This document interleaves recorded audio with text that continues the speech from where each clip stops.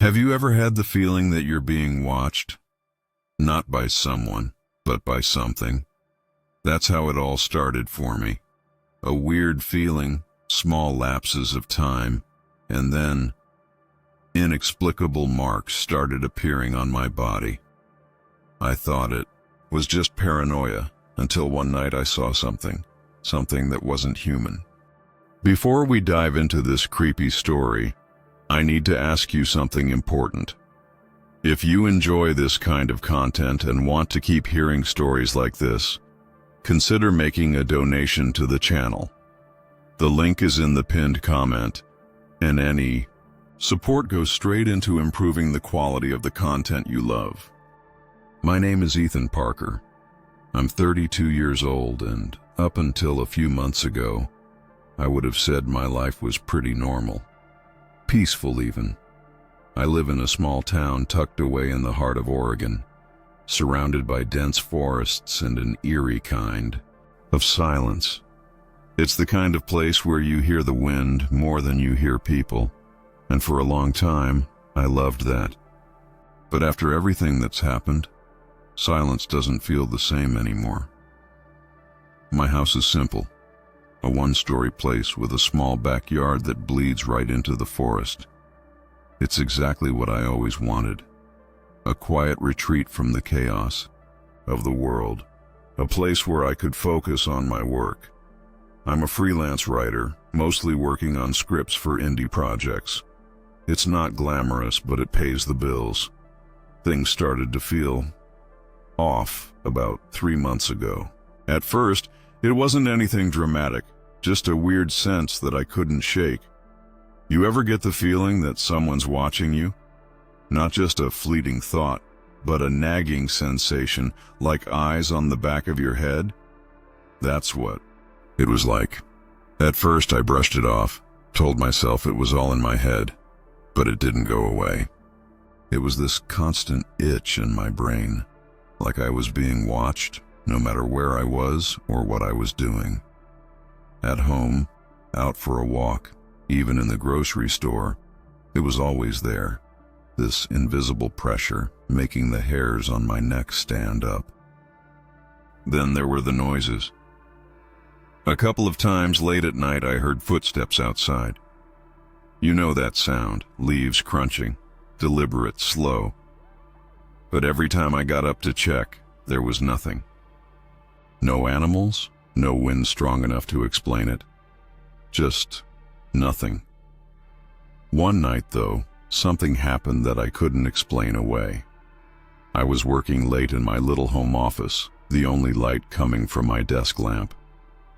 It was dead quiet, like the world had hit pause. Out of nowhere, there was this loud thud against the window. It wasn't like the tap of a branch or the flutter of a bird. It was heavier, forceful, like someone, or something, had hit it on purpose. My heart jumped into my throat. I froze for a second, then grabbed a flashlight and ran to the window. But when I looked outside, there was nothing. No broken branch, no signs of anything or anyone. Just the forest staring back at me, silent and unbothered. That's when it started to really get under my skin. I tried to tell myself it was just my imagination or the stress of too many late nights. But deep down, I knew better. There's a part of you, a primal part, that knows when something's wrong. It's not logic or reason, it's instinct. And mine was screaming at me. A few nights later, something happened that I can't explain to this day. It was around 10 p.m. and I had just stepped out for one of my usual late-night walks. I've always loved walking the trail that starts right behind my backyard. It's quiet, calming, and a good way to clear my head after hours of staring at a screen. But that night felt different. The forest had this strange stillness to it. Normally you'd hear the rustle of leaves, the chirping of crickets, or the occasional scampering of some small animal. But this time, there was nothing. Just the sound of my footsteps crunching on the dirt trail. It was the kind of silence that makes you feel like you shouldn't be there.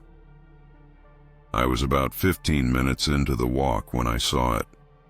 At first, I thought it was just a shadow, a trick of the moonlight playing on the trees. But as I got closer, I realized it wasn't a shadow at all. There was someone, or something, standing on the trail ahead of me. They were facing away, their back turned, but even from a distance, I could tell something was off.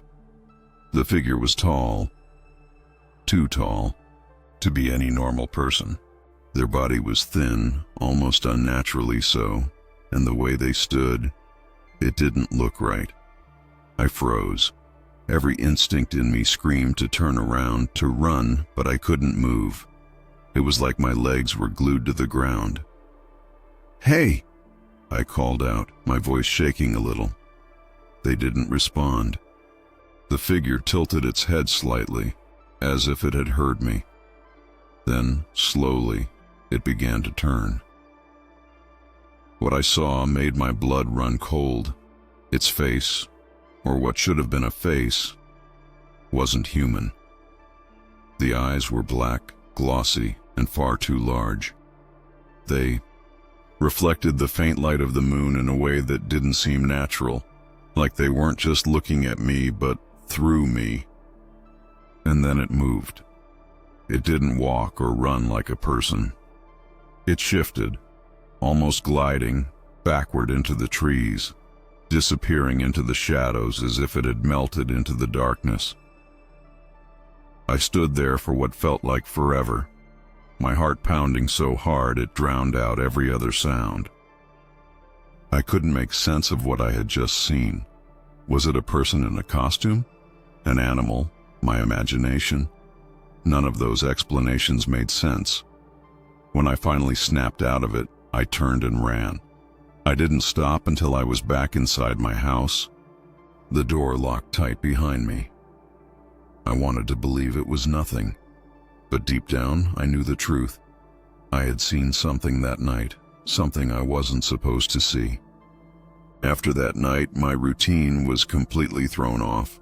I stopped walking the trail entirely. Honestly, I avoided going outside at night altogether. But even with the doors locked and the curtains drawn, that feeling of being watched never really went away.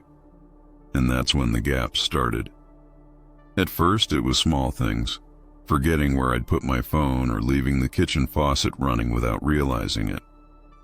Normal stuff, right? Stuff anyone might do when they're tired or distracted.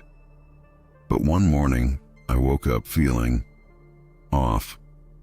I couldn't put my finger on it at first. It was like waking up from a dream you couldn't remember, but that left you uneasy.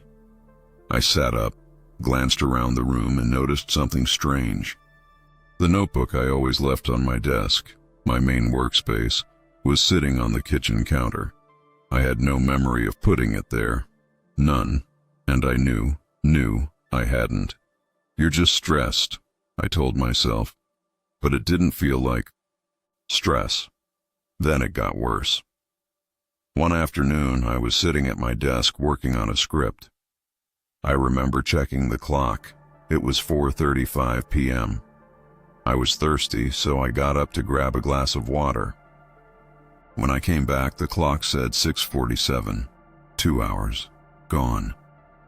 I just stood there, staring at the clock, trying to piece together what had happened. But my mind was blank, like someone had erased those hours. I didn't remember stepping outside or answering a phone call, nothing that could explain it. I started keeping track of everything. I wrote down the time whenever I did anything, when I got up, when I ate, when I went to bed. But no matter how careful I was, the gaps kept happening. Minutes, hours, just gone. The scariest moment came late one night. I woke up suddenly, my heart racing, drenched in sweat. I didn't know why at first, but then I realized I wasn't in my bed. I was standing in the middle of my living room. The lights were off, and the house was dead silent. I could feel the cool hardwood floor under my bare feet. I didn't know how I'd gotten there or how long I'd been standing. When I finally moved, I noticed something near the front door. My boots were sitting there, covered in dried mud. That didn't make sense. I hadn't gone outside, or at least I didn't remember going outside, but the evidence was right there in front of me. After the incident with the boots, I couldn't shake the feeling that something inside me was slipping. You know that sensation when you're trying to remember a word that's on the tip of your tongue, but it's just out of reach? That's how I felt, but it wasn't a word. It was me. I started watching myself, like an outsider observing my own life. I paid attention to every little thing I did, hoping to catch something that would explain the gaps, the strange sensations, the unease that had taken over my life.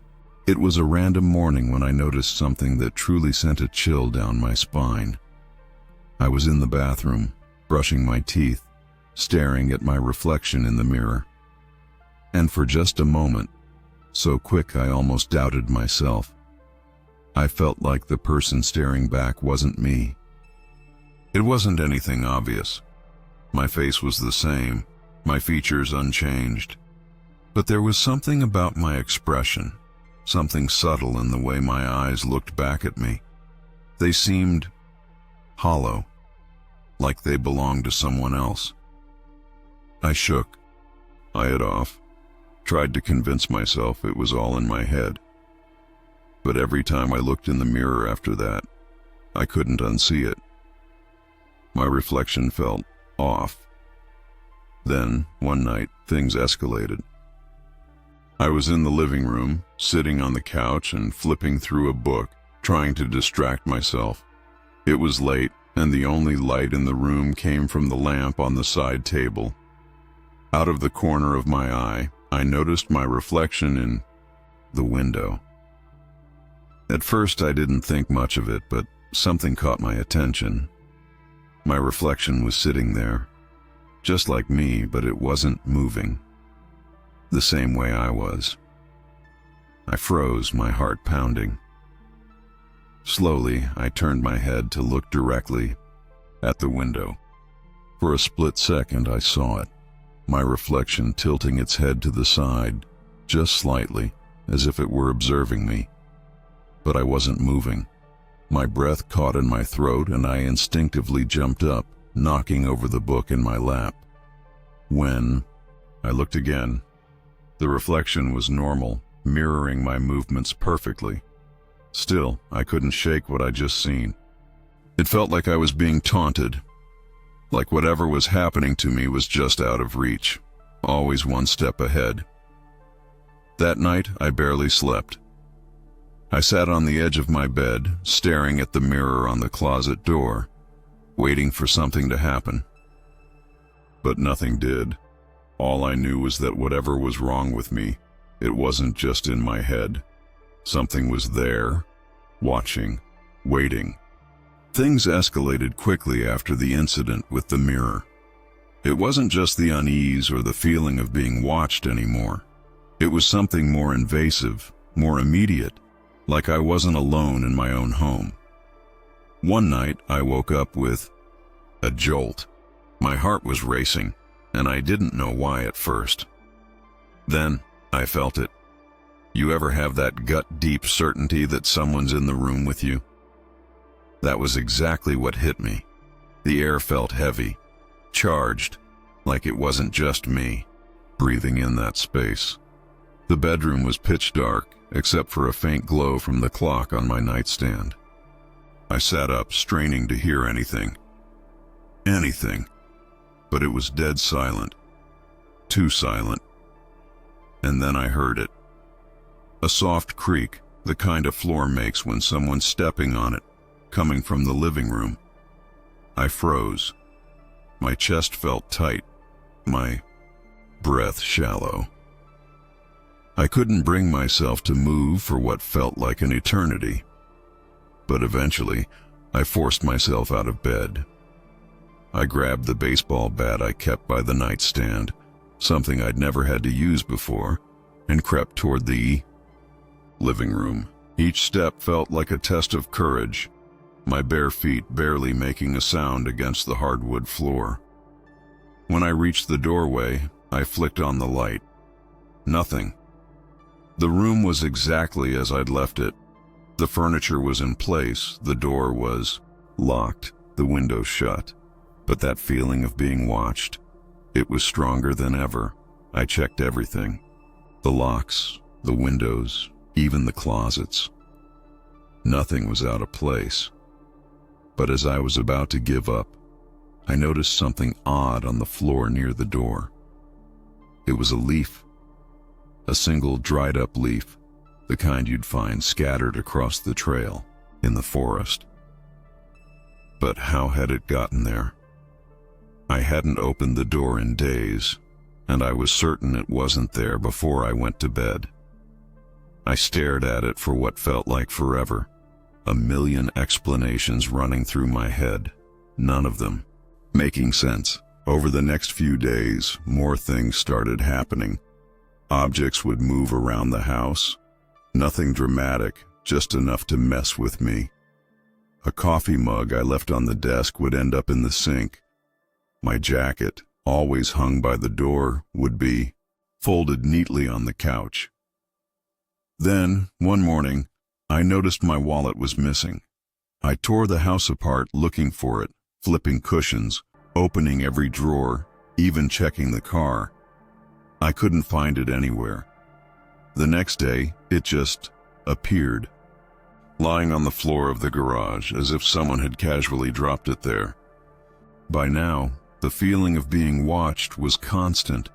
It wasn't just an itch in the back of my mind anymore. It was a weight on my chest. Every creak of the floorboards, every rustle of the wind outside made me jump. At night, the sounds got worse. Soft footsteps, faint tapping, even whispers I couldn't quite make out. Whatever it wasn't just watching anymore. It was getting closer. Not long after the strange noises and moving objects started, something happened that made my fear skyrocket. It was late, maybe close to midnight, and I was sitting on the porch trying to calm my nerves. The night air was cool, and the forest ahead of me was bathed in pale moonlight. For a moment, it almost felt peaceful. But then, I saw it. At first, it was just a shadow, moving between the trees in the distance. I thought it might have been an animal, a deer maybe. But as it got closer, I realized it wasn't an animal. It wasn't anything. I could explain. The figure emerged from the tree line, partially hidden in the shadows. Even from where I was sitting, I could tell it was the same thing I'd seen on the trail that night. Tall, unnaturally thin, with movements that didn't look human. My chest tightened and I froze. Every instinct told me to get up, go inside, and lock the door. But I couldn't move. My body felt like it was stuck, in place, every muscle paralyzed by fear. The figure stood there for a long moment, just beyond the edge of the yard. Its head tilted slightly the way someone might look at something they didn't quite understand. And then it moved. It didn't walk. It glided, its steps unnaturally smooth, like it wasn't touching the ground. It came closer, and that's when I saw its eyes. Those same black, reflective eyes, so deep they seemed endless. They locked onto me, and I swear I felt them pulling something out of me, like they could see straight into my soul. My breath caught, and finally my body reacted. I bolted for the door, slamming it shut and locking it behind me. I backed away, my heart racing, waiting to hear it follow me, but there was nothing. No footsteps, no sound, just an eerie, unnatural silence. After a few minutes, I worked up the courage to peek out the window. The yard was empty. The figure was gone, but I knew it hadn't really left. That night I didn't sleep. I sat on the couch, clutching the baseball bat, my eyes fixed on the windows, waiting for something to happen. Every time I blinked, I pictured those eyes staring back at me, and for the first time I realized I wasn't just being watched, I was being hunted. After that night, my fear became constant. It wasn't just the feeling of being watched anymore. It was the dread of knowing something was out there, waiting for the right moment. But what scared me even more was the sense that it wasn't. Just outside, it was starting to get inside. That realization hit me hard one morning. I woke up feeling strange, like I'd just run a marathon in my sleep. My head was pounding, my body was heavy, and everything felt wrong. I glanced at the clock on my nightstand. 9:32 a.m. It was later than I usually slept, but that wasn't what threw me off. What made my stomach drop was the fact that the last thing I remembered was sitting on the couch around 11 p.m. the night before, watching TV. The gap in my memory was massive. I didn't remember going to bed, turning off the lights, or anything that might explain how I got there. It was like someone had hit skip on the timeline of my life. I sat up, trying to piece together what could have happened. Then I noticed something else. I wasn't wearing the clothes I had on the night before. I was in a completely different outfit, one I didn't even remember putting on. I got out of bed, feeling a growing sense of panic. When I walked into the living room, I saw them, my boots. They were sitting by the front door, covered in dried mud. My stomach dropped. I hadn't gone outside the night before, or at least I didn't remember going outside. But there they were, clear evidence that I had. I crouched down and inspected them, as if touching them would make it all make sense. The mud wasn't just a little splatter. It was caked onto the soles and sides, the kind you'd get from walking in the forest. I tried to rationalize it. Maybe I'd been sleepwalking. Maybe I'd gone out for some air and just forgot. But deep down, I knew that wasn't it. Something was happening to me, something I couldn't control. I spent the rest of the day trying to make sense of it all, but the more I thought about it, the worse I felt. I checked the house over and over, looking for clues, but nothing stood out. It was like those missing hours had just vanished into thin air. That night, I didn't even try to sleep. I stayed in the living room with every light in the house on, the baseball bat within arm's reach. But even with all the precautions, I couldn't shake the feeling that no matter what I did, it wouldn't be enough. Because whatever was happening to me, it wasn't just in my head anymore. It was real. After waking up to mud-covered boots and a massive gap in my memory, I decided I couldn't keep guessing. I needed proof, something tangible that could tell me what was happening when I wasn't aware. That same day, I ordered a basic security camera online. Nothing fancy, just one of those small, motion-activated ones that could record everything while I slept. I set it up in the corner of the living room, aimed directly at the back door. If I was leaving the house at night, or if something else was coming in, I'd finally know. That night, I went to bed like usual, but I didn't sleep much. Every creak of the floor, every rustle of the wind outside made my heart race. I stayed awake for hours, staring at the ceiling, until exhaustion finally overtook me. The next morning, as soon as I woke up, I grabbed the camera and plugged the memory card into my laptop. My hands were shaking as I opened the video file and hit play. The footage started normal enough. It showed me walking around the living room the night before, tidying up and turning off the lights before heading to bed. For the first hour or so, nothing happened. The house was still, silent, like it always was at night. Then, at exactly 2:47 a.m., the back door opened. It didn't creak open slowly, like it might with the wind. It swung open with force, as if someone had deliberately pushed it.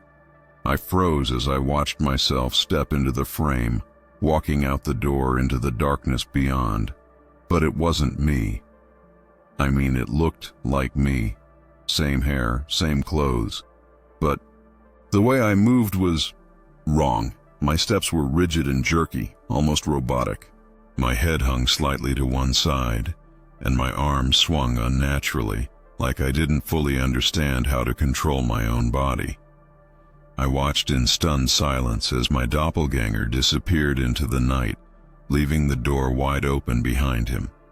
The camera continued recording the empty room for the next 2 hours. Then, at 4:23 a.m., the door swung open again. But this time, no one came inside. I leaned closer to the screen, squinting, trying to make sense of it. The door opened just as forcefully as before, but the house remained empty. No footsteps, no shadows, nothing. The footage ended without me, or whatever had left, returning. I slammed the laptop shut, my chest tight with panic. The video was undeniable proof that I was leaving the house at night, but it didn't explain why or how. Worse, it raised a terrifying question. If I wasn't in control, then who or what was? I sat there for hours, staring at the camera, trying to process what I'd seen. Part of me wanted to delete the video and pretend it never existed, but I couldn't. It was the only evidence I had that something was happening to me, something beyond my understanding. And for the first time I realized this wasn't just paranoia or stress. Something was taking control of me. After watching that video, I knew I couldn't keep ignoring what was happening. But before I could figure out my next move, something else hit me: exhaustion. It was like my body was giving up, forcing me to stop. I told myself I'd rest for just a moment on the couch, but I ended up slipping into one of the deepest sleeps I've ever had. And that's when the nightmare began. At first, it felt like I was still awake, sitting on the couch, but everything was wrong. The air felt thick, heavy, and the room was drenched in this unsettling, dim blue light that didn't seem to come from anywhere. I stood up and suddenly, I was in the forest. But it wasn't the forest I knew. The trees were impossibly tall, their trunks twisting in unnatural ways, and the ground felt alive beneath my feet, shifting slightly as I moved. The sky was hidden by a swirling dark mist, and the air buzzed with a low hum that made my ears ache. And then I saw myself. Not a reflection, not a shadow. Me. I was standing a few feet away, rigid and lifeless, staring blankly ahead. My body moved slowly, stiffly, like a puppet being dragged along by invisible strings. I wanted to call out, to demand answers, but no sound came out. I couldn't even move. I was trapped, forced to watch as this version of me trudged deeper into the forest, heading toward a pulsating blue light in the distance. Before I could process what was happening, everything shifted again. Suddenly, I was in a cold, metallic room. The walls glowed faintly, like they were alive, and the air was thick with that same low hum. I was lying on a table, or at least something that resembled a table, but it wasn't made of metal or wood. It felt soft, almost organic, like flesh. I tried to lift my arms, but I couldn't. My body was pinned down, not by straps or restraints, but by the table itself, which seemed to mold around me, holding me in place. Then I saw them. The figures from the forest. They were tall, impossibly thin, their grayish skin smooth and almost translucent. Their heads were elongated, and their eyes, those same black soulless eyes, were locked onto me. They didn't speak, but I could feel them in my mind, rummaging through my thoughts, pulling at pieces of me I didn't even know were there. I couldn't fight it. I couldn't even scream. It was like they were dismantling me from the inside out, stripping away everything that made me, me. And then, just as suddenly as it started, it was over. I woke up on the couch, gasping for air, my heart pounding so hard it hurt. My shirt was soaked with sweat, and my entire body trembled like I'd just run a marathon. But the worst part wasn't the dream. It was what I saw when I looked down at my arms. They were covered in small circular marks, perfectly symmetrical, faintly glowing in a bluish hue. The exact same marks I'd seen in the video. The same ones I'd felt in the dream. Except now they were real. I knew without a doubt that this wasn't over. Whatever was happening, it was far from done with me. I knew I couldn't ignore it any longer. The marks on my arms, the video, the nightmare. It was all leading to one place, the forest. Whatever was happening to me, the answers were out there, waiting. That night, I grabbed a flashlight, slipped on my boots, and stepped outside.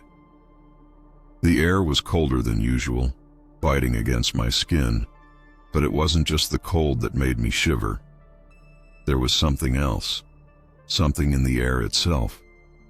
It felt heavier, charged, like the world was holding its breath. I made my way down the familiar trail, the beam of my flashlight cutting through the darkness. Every step felt louder than it should have, the crunch of leaves beneath my feet echoing unnaturally. The silence of the forest was oppressive, almost deafening. And I couldn't shake the feeling that I was walking into something I wouldn't come back from. And then, I saw it. At first, it was faint. A soft glow in the distance, like the light of a distant campfire. But as I got closer, I realized it wasn't a fire. It was blue, a deep pulsing blue that seemed to throb in time with my own heartbeat. The closer I got, the brighter it became until it was all I could see. The trees around me were bathed in its glow, their shadows twisting and stretching in ways that didn't make sense. The ground beneath my feet felt softer, almost alive, and the air buzzed with a low vibration that seemed to hum inside my chest. When I reached the source of the light, my breath caught in my throat. It was in the center of a clearing, a strange metallic object unlike anything I'd ever seen. It wasn't a machine, but it wasn't natural either. It seemed alive, its surface smooth and reflective, yet constantly shifting, as though it were breathing. The light poured out from cracks and seams in its surface, pulsating with an almost hypnotic rhythm. I couldn't move. My body was frozen, my feet rooted to the ground as I stared at it. The light seemed to reach out to me, pulling me closer, filling my mind with a strange, overwhelming pressure. And then I felt them. I didn't see them at first, but I knew they were there. The same presence from the nightmare, the same oppressive feeling that had haunted me for weeks. Slowly I turned my head, and there they were. They stood at the edges of the clearing, their tall, slender forms barely visible in the glow of the blue light. Their black eyes reflected the light like pools of ink, and their stillness was somehow more terrifying than if they had moved. They didn't speak, but I could feel their intent, their focus. They weren't just watching me. They were studying me, analyzing me, like I was a specimen under a microscope. And then one of them stepped forward. The figure stepped into the clearing, and the glow of the blue light illuminated it fully for the first time. It was tall, easily over 7 feet, with limbs that were unnaturally long and thin. Its gray skin looked smooth, almost wet, and its large black eyes locked onto mine with an intensity that froze me in place. I couldn't move. It wasn't fear holding me still. It was something else. An invisible force that wrapped around me, pressing down on my chest, making it impossible to take a single step. My mind screamed at my body to run, but nothing responded. The blue light pulsed faster, brighter, as if reacting to the figure's presence. The others remained at the edge of the clearing, motionless, but I could feel their eyes on me, feel their presence like a weight pressing into my skull. The figure closest to me raised one of its impossibly long arms, its hand, or what I assumed was a hand, hovering in the air. The moment it did, I felt myself being lifted off the ground. There were no ropes, no visible restraints, but my body rose into the air as if pulled by invisible strings. My arms hung limp at my sides, and my legs dangled beneath me, but I couldn't struggle. I couldn't do anything. As I was drawn closer to the object in the center of the clearing, the light became blinding. It wasn't just bright, it was overwhelming, filling every corner of my vision, seeping into my mind. I felt like I was being dismantled, piece by piece, as though my very essence was being unraveled. And then, everything went white. When my vision returned, I wasn't in the clearing anymore. I was lying on something cold and metallic, in a room that seemed to defy explanation. The walls were smooth and glowing faintly, with no visible seams or edges, as if the entire space had been carved from a single piece of metal. The air was thick, almost suffocating, and filled with a low, steady hum that seemed to vibrate inside my chest. I tried to move, but I couldn't. My arms and legs were pinned down, not by straps or chains, but by the table itself. It had molded around me, holding me in place like it was alive. They were there, standing around me, 4 or 5 of them, all identical in their tall, spindly forms and expressionless faces. Their eyes, those endless black eyes, seemed to bore into me, searching, probing. They didn't speak, but I could feel them inside my head. It wasn't words exactly, but thoughts, emotions, fragments of something I couldn't understand. They were pulling at me, rifling through my memories like they were flipping through the pages of a book. I tried to fight it, but it was useless. I could feel them peeling back layers of me, dismantling my mind piece by piece. My childhood, my fears, my secrets. It was all laid bare before them. And then I felt it. Something was being taken from me. It wasn't physical, but it was real. A part of me, something essential, was being pulled away, leaving a hollow, aching void in its place. Just as the sensation became unbearable, everything went dark. When I woke up, I was back in the clearing. The object, the light, the figures, they were gone. But I wasn't the same. My body ached, and my head felt heavy, like it was full of static. The marks on my arms were darker now, more pronounced, glowing faintly in the moonlight. I stumbled to my feet, the world spinning around me, and made my way back home. But as I walked, one thought kept echoing in my mind. They weren't finished with me. When I finally made it back home, I was barely holding myself together. Every step felt heavy, like I was dragging someone else's body instead of my own. My head was pounding, and there was a strange buzzing in my ears that wouldn't stop.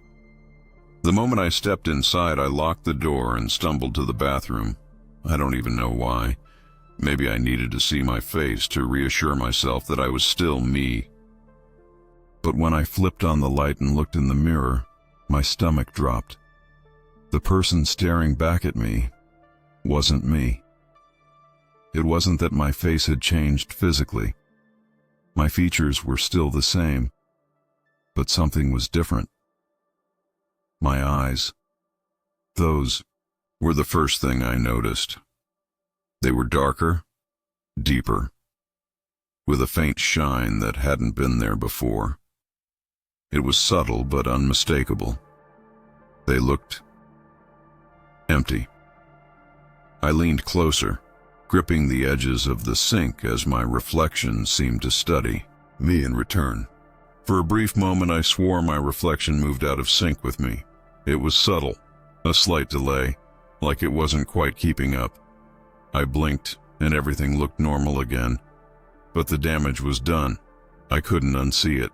I stepped back, shaking my head, trying to make sense of what I was looking at. My hands trembled as I touched my face, but it felt wrong, foreign. It was like my own skin wasn't mine anymore. Then, I noticed the marks on my arms.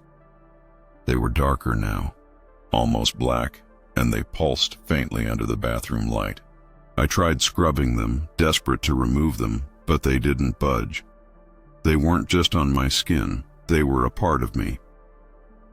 I stumbled back into the hallway, my heart racing, the walls of the house closing in around me. I couldn't stay there. I needed air, needed to get away. But as I passed by the living room window, something stopped me in my tracks. Outside in the distance I saw it again. The light. That same pulsing blue glow from the forest was back, faint but undeniable. It hovered just beyond the trees, beckoning me. My body tensed, every instinct screaming at me to look away, to hide, to run. But I couldn't. I stood there, staring at it, feeling the pull deep in my chest. It wasn't just a light. It was alive, watching me, waiting for me. For the first time, I realized something horrifying. Whatever they had done to me, whatever they had taken, they weren't finished. And worse, a part of me didn't want to resist. A part of me was already theirs. When I woke up the next morning, it felt like I hadn't slept at all. My body was heavy, my mind clouded with a strange fog. Even though the sun was streaming through the blinds, warming the room, I couldn't shake the cold that had settled in my bones. But worse than that was the feeling that I wasn't alone. I got out of bed and moved toward the kitchen, hoping a cup of coffee would help clear my head. Every step felt like I was dragging myself through mud. My limbs ached, and my skin was still tender, especially around the dark marks on my arms. They had spread overnight, thin tendrils of black snaking up toward my shoulders. I sat at the kitchen table, staring at the steaming mug in front of me, trying to process what had happened. Memories of the previous night kept flashing in my mind. The light, the figures, the feeling of something being taken from me. But now, in the daylight, it all felt unreal, like some fever dream that wouldn't let go. And then I heard it. It wasn't a sound exactly, more like a pressure, a hum inside my skull. It was faint at first, but it grew stronger the longer I sat there. It felt like a call, a pull toward something I couldn't see. I glanced out the window and my heart sank. The blue light was back. It was faint in the distance, barely visible against the bright morning sky, but I knew it was there, waiting for me. My hands trembled as I gripped the edge of the table, trying to steady myself. I should have been terrified. I should have run, barricaded myself in the house, called someone, anyone, for help. But instead, I felt that same pull deep in my chest, that strange compulsion to go to it. My body moved on its own, like I was being guided by some invisible force.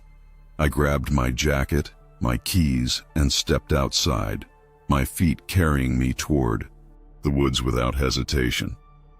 The light was calling me, and this time I wasn't sure I had the strength to resist. I don't remember deciding to leave the house that evening. One moment I was pacing the living room, restless and trapped, and the next, I was in my car, headlights cutting through the dark, narrow roads that led deeper into the forest. The coordinates I had found online were etched into my mind like they had always been there, though I'd only seen them a few hours earlier. I had stumbled across a forum, a strange corner of the internet filled with stories eerily similar to mine. People describing missing time, strange marks on their bodies, and the constant feeling of being watched. One post in particular stood out. The user, someone calling themselves Harold 1976, had written in chilling detail about encounters with blue lights and tall figures. At the bottom of his post, he'd left coordinates and a cryptic message. "If this is happening to you, come. I can help." Now here I was, following that message without fully understanding why. I reached the location just after 9 p.m. It was a clearing deep in the woods, eerily similar to the one where I'd seen the light. But this time, there were people. 5 or 6 of them stood in a loose circle, their faces lit only by the faint glow of lanterns. They didn't look at me as I approached, but I could feel their eyes, their attention. It was like they already knew who I was. At the center of the group stood a man, older than the others, with a wiry frame and a grizzled beard. His face was tired, worn, like someone who'd seen too much. As I got closer, he stepped forward. "You've seen them," he said, his voice low but certain. I nodded, my throat too dry to speak. He gestured to the others, who stepped aside to make space in the circle. "We've all seen them," he continued, "and we all bear the marks." I glanced around, and for the first time, I noticed the faint glow on their arms, similar to the ones on mine. It sent a shiver down my spine. "Who are they?" I finally managed to ask. "What do they want?" The man shook his head. "We don't know for sure. What we do know is that once you're marked, you're theirs. They watch, they take, and they leave something behind." "What do you mean, leave something behind?" I pressed, my voice shaking. He stared at me for a long moment, then pointed to a crude wooden chair in the center of the circle. "Sit," he said. "If you want answers, I'll show you." I hesitated, glancing at the others. None of them spoke, but their faces were solemn, as if they were all waiting for me to decide.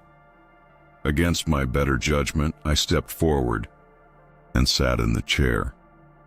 The man placed his hands on my shoulders, his grip firm but not aggressive. "This is going to hurt," he warned. Before I could ask what he meant, he closed his eyes, and something changed. The air around me felt heavier, charged, and then it hit me. Flashes, memories, images I couldn't place but felt deep in my bones.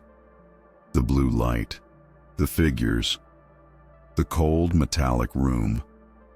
I saw myself lying on that table, unable to move, while they hovered over me, their black eyes boring into mine. I felt the sensation of something being taken from me, memories, thoughts, pieces of who I was. And then I saw something else. A presence. It was inside me, buried deep, like a parasite waiting to take control. I gasped, trying to pull away, but the man's hands held me in place. "Focus," he barked. "You need to see it." The flashes became clearer, more vivid, until I couldn't take it anymore. I let out a scream, and everything went black.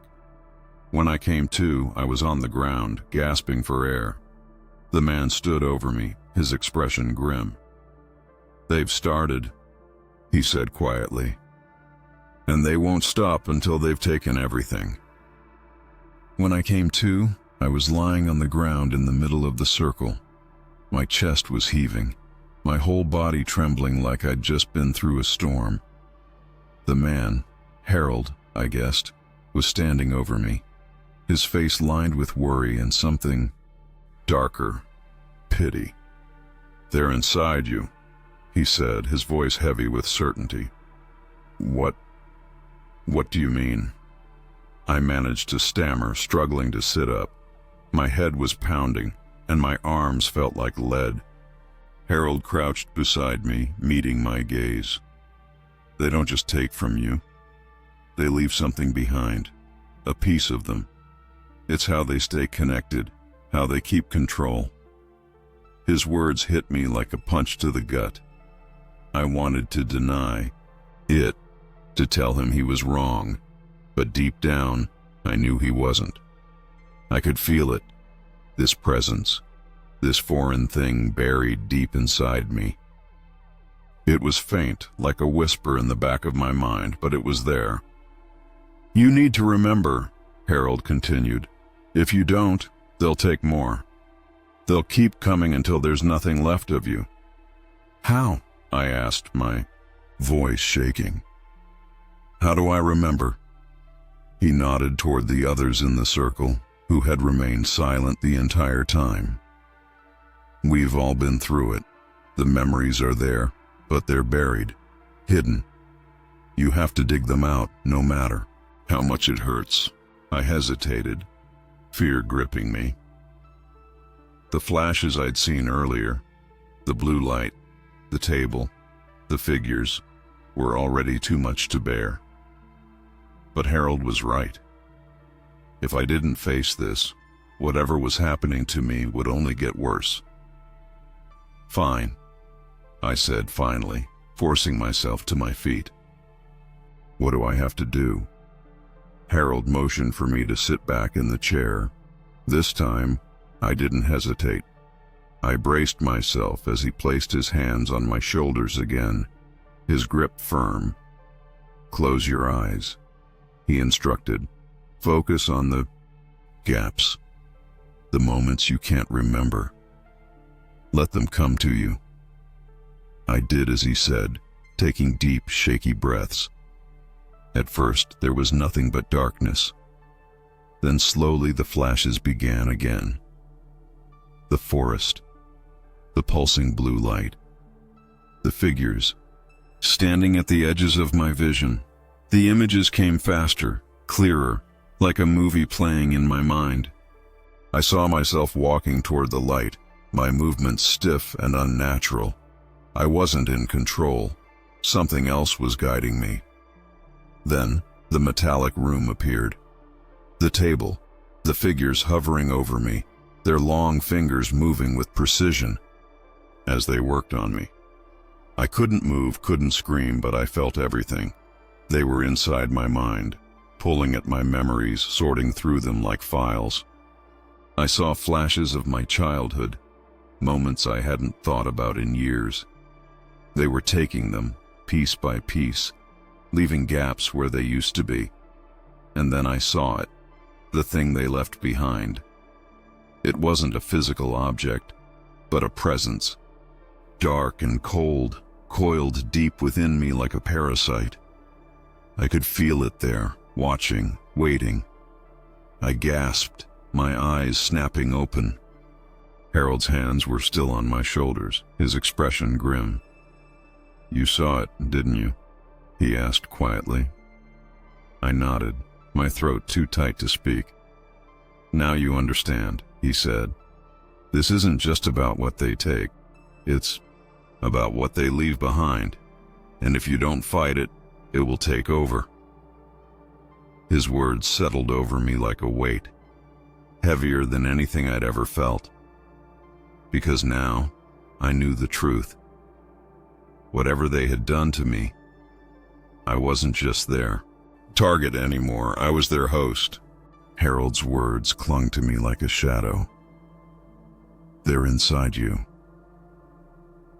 No matter how much I tried to shake it off, I couldn't. It wasn't just paranoia anymore, it was fact. I felt it, that foreign presence coiled deep within me, lurking, like a predator waiting for the right moment to strike. When I got back to my house, everything felt different. The walls seemed closer, the air heavier, like my own home didn't want me there anymore. I locked the door behind me and sank onto the couch, staring at the faint glow of the marks on my arms. I couldn't ignore them anymore. These weren't just bruises or scars. They were something else, something left behind by them. Harold's voice echoed in my mind. You need to see what they've done. I didn't want to, but I knew I had to. I got up, rummaged through a drawer, and pulled out a small UV flashlight I'd bought years ago for some forgotten reason. I turned it on, the bluish-purple light flickering to life, and pointed it at my arm. What I saw made my breath catch in my throat. The marks weren't just random, they were intricate. Symbols, lines, and patterns that seemed impossibly precise, glowing faintly under the UV light. They looked almost like circuitry, like I'd been branded with something far beyond human comprehension. I scanned the rest of my body, finding more marks on my shoulders, my chest, even the back of my neck. Each one was as detailed as the next, and they all seemed connected, like pieces of a larger puzzle. Then I turned the light on my surroundings. The marks were everywhere. On the walls, the windows, the floors. Symbols etched in places I hadn't noticed before, invisible to the naked eye. They weren't chaotic. They formed patterns, grids, almost like a map. When I pointed the light at the back door, I froze. The door was completely covered in markings, every inch of it glowing under the UV light. It was as if it had been marked as an entry point, a gateway. My hands were shaking as I turned the light to the mirror in the hallway. For a moment, I hesitated. I didn't want to see what I already feared was there, but I forced myself to look. Under the UV light, my reflection was unrecognizable. The same intricate symbols covered my face, particularly around my eyes and forehead, glowing faintly. My reflection stared back at me, its eyes darker than they should have been, as if the marks had seeped into them. I stumbled backward, dropping the flashlight. My chest felt tight, my breath coming in shallow gasps. This wasn't just happening to me. I was part of it now. The thought made my stomach churn. What was I becoming? And then, through the haze of panic, I noticed something outside the window. The light, that pulsing, unnatural blue glow, was back, filtering through the trees like a beacon. It wasn't far, closer than it had ever been.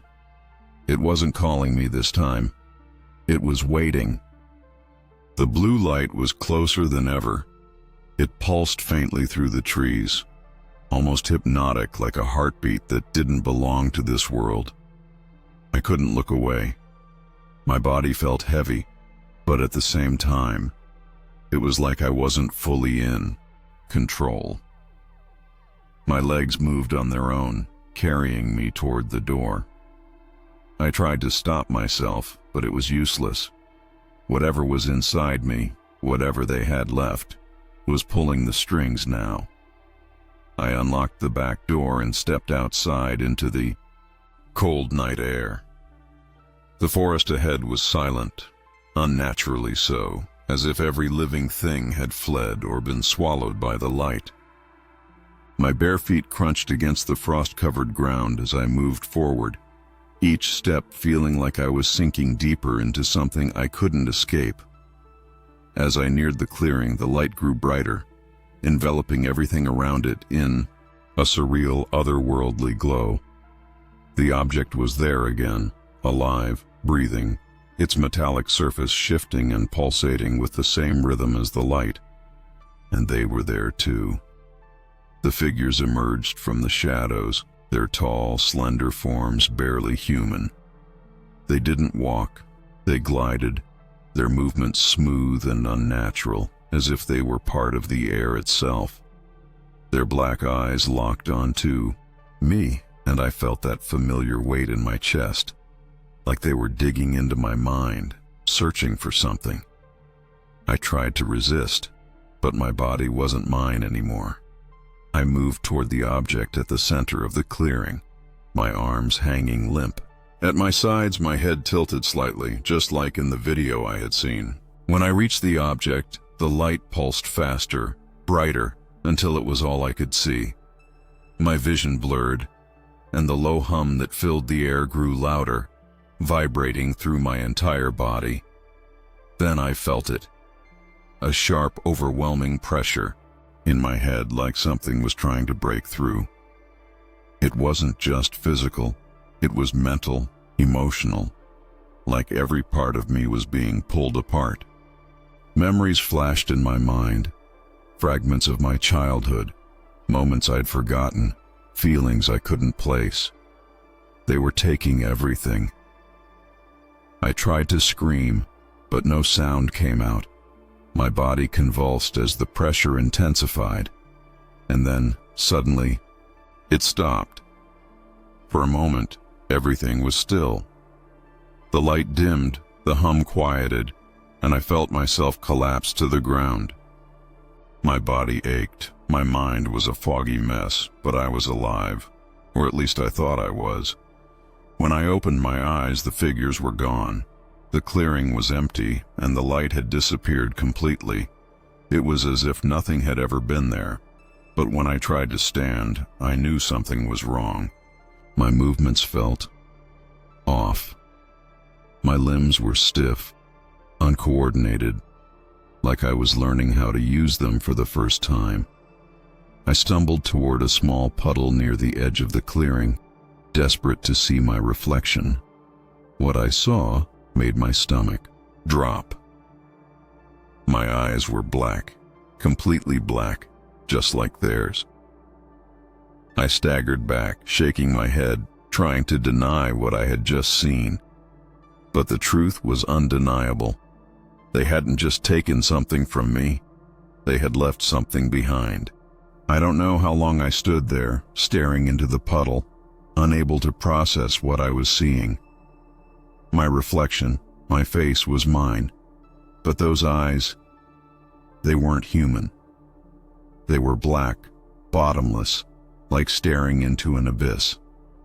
I stumbled back, my heart racing, panic clawing at my chest. My legs felt weak, unsteady, but I managed to get up and stagger out of the clearing. The forest around me seemed different now, darker, quieter. It felt like the trees were watching me, like the entire world had shifted in some subtle, horrifying way. When I finally made it back to my house, I slammed the door behind me and locked it, as if that would keep whatever was happening out. But deep down, I knew it was too late. I collapsed onto the couch, my head in my hands. My body was trembling, and my mind was racing with questions I couldn't answer. What had they done to me? What was I becoming? I glanced at the mirror on the wall, half hoping it had all been in my head. But when I looked at my reflection, I knew the truth. My eyes were still black. Worse, there was something in the way my reflection moved. It wasn't delayed like before. It was watching me. For a split second, I saw it tilt its head, just slightly, as if it were studying me. "No," I muttered, shaking my head, my voice breaking. "No, no, no." I grabbed the mirror off the wall and smashed it onto the floor. The glass shattered into pieces, scattering across the hardwood, each shard reflecting those black alien eyes back at me. That's when I felt it. It wasn't a sound or a touch. It was something inside me, moving, stirring. It was subtle. At first, a faint twitch in my chest, but it grew stronger, spreading like a cold wave through my body. I clutched at my chest, gasping, as the presence I'd felt ever since that night in the clearing began to make itself known. It wasn't just inside me, it was part of me, and it was waking up. Suddenly my vision blurred, and a wave of nausea hit me like a truck. I fell to my knees, gripping the edge of the coffee table for support as the room spun around me. Images flashed through my mind, fragments of memories that weren't mine. I saw places I'd never been, landscapes that didn't exist on Earth, towering structures made of materials I couldn't name, glowing skies filled with unfamiliar constellations, and beings like the ones I'd seen in the forest, moving with purpose in a world that felt utterly alien. But the worst part was the feeling. It wasn't fear or confusion, it was familiarity. These weren't just random images. They felt like home. "No," I whispered, gripping my head. "You're not me. You're not me." The presence inside me didn't respond with words, but I could feel it. It was calm, patient, like it had all the time in the world. And why wouldn't it? It was already in control. I don't know how long I sat there fighting against whatever was happening. Minutes, hours, time didn't matter anymore. All I knew was that I couldn't give up, couldn't let it take over completely. But as the night wore on, one thought kept haunting me, growing louder with every passing second. What if it was already too late? When I woke up, the house was silent. It wasn't the kind of silence that feels peaceful. It was suffocating, unnatural, like the air itself was waiting for something. I sat up slowly, my body aching as if I'd been through a fight. My head throbbed, and my hands trembled as I pushed myself off the couch. For a moment, I thought it was over, that maybe whatever had taken hold of me had left. But then I caught my reflection in the dark screen of the TV. The black eyes were still there. I stared at them, unable to look away. They were mine, but they weren't. They looked wrong, empty and endless, like a void had replaced what used to be me. My breathing quickened, and I forced myself to turn away, desperate to escape the sight. I stumbled into the bathroom, flicking on the light. I needed to see, needed to confirm what I already knew. When I looked in the mirror, it hit me like a punch to the gut. My face was there, but it wasn't my face. Not really. The features were mine, but they felt disconnected. My skin seemed paler, almost ashy, and my expression was hollow, devoid of the person I used to be. But the worst part was my movements. As I raised a hand to touch my face, my reflection lagged, just for a split second. It caught up almost immediately, but I saw it. It wasn't me anymore. I stepped back, my heart pounding, and that's when I noticed something even worse. The marks on my arms had spread.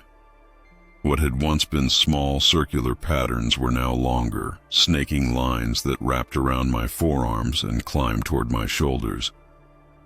They glowed faintly under the bathroom light, pulsating like they were alive. I yanked my shirt off, desperate to see the extent of it. The marks covered my chest and back, intricate patterns that looked like they'd been burned into my skin. I traced one with my fingers, and as I did, I felt something, a faint vibration like an electrical current humming beneath the surface. Panic set in. I staggered back into the living room, my mind racing.